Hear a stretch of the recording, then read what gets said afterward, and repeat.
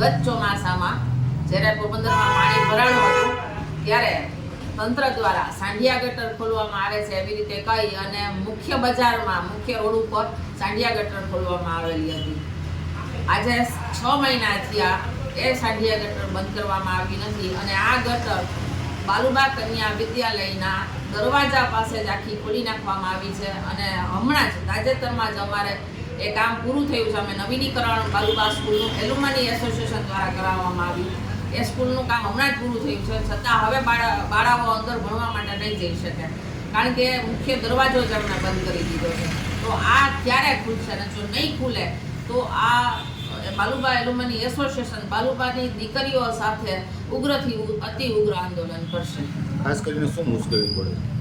અત્યારે એક તો મેઇન રોડ છે, સામે સ્કૂલ છૂટે ત્યારે આટલી બધી દીકરીઓ જતી હોય ત્યારે આખો રસ્તો લગભગ રોકાયેલો હોય છે. એ સાઈડની લાઈનમાં વાહન વ્યવહારમાં તકલીફ પડે છે. આજે સવારે જ પતરાઓ ત્યાં રસ્તા ઉપર ઉડતા હતા. આ અંતર્ગત કોઈ પણ સમયે અકસ્માત થવાનો ભય રહે છે.